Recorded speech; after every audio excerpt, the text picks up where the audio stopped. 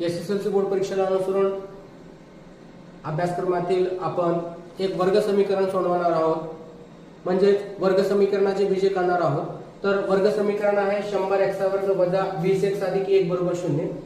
हे समीकरण सोडवते वेळी x वर्गाचं जे पद आहे त्या पदाच्या समोरची जी संख्या सहगुणक आहे त्याला इथे लिहून घ्यायचं आहे, ते आहे 100, मी इथे लिहितो। त्यानंतर तिसऱ्या क्रमांकाचं जे पद आहे फक्त अंक असते, सहगुणकामध्ये x वगैरे काही नसते, 1 मी इथे लिहितो 1। या दोघांचा गुणाकार करायचा आहे 100 एका 100, 100 मी इथे लिहितो। लिहून याचे काय करायचं, अवयव पडायचे। तर अवयव असे पाडले पाहिजे की त्यांची बेरीज काय म्हणजे आतमध्ये पद यावं। तर 100 चे अवयव पडतात 10 गुणिले 10। तर बघा 10 न 10 ला बेरीज केलं तर आपल्याला उत्तर मिळेल 20, म्हणजे हे वजा म्हणजे वजा 20। तर पहिलं पद जसं तसं लिहितो 100x चा वर्ग वजा 10x वजा 10x प्लस 1 बरोबर 0। तर बघा एका पदापासून मी हे दोन पद काढलेले आहे। त्यानंतर पुढची स्टेप आहे दोघांचं काय करायचं आहे, दोन पदांचा गट करायचा आहे आणि कॉमन काढायचं आहे। याच्यामध्ये बघितलं तर बघा इथं x वर्ग आहे, इथं x आहे, x कॉमन येतो। तर बघा इथं 10 इथे 100 आहे, 10 च्या पदामध्ये 100 येते म्हणून काय येते 10 एक कॉमन येते। तर 10x हे कॉमन आलेला आहे, त्या 10 ला आपण 10 ने गुणाकार केलं तर काय येते 10 × 100।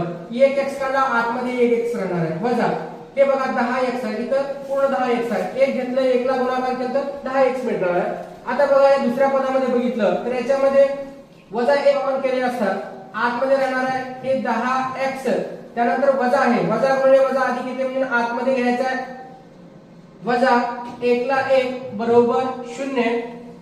हे दोन्ही कंस सारखे राहिले, हे दोन्ही पैकी एक घ्यायचा आहे 10x वजा 1 आणि दुसऱ्या ब्रॅकेट मध्ये ठेवायचा आहे 10x वजा 1 बरोबर 0।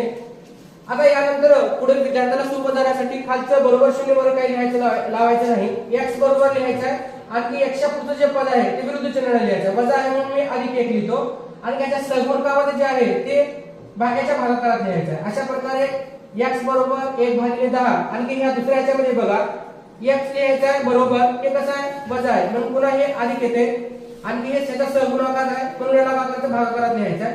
पुन्हा x बरोबर 1/10 अशा प्रकारे काय म्हणजे 100x वर्ग वजा 20x अधिक 1 बरोबर 0।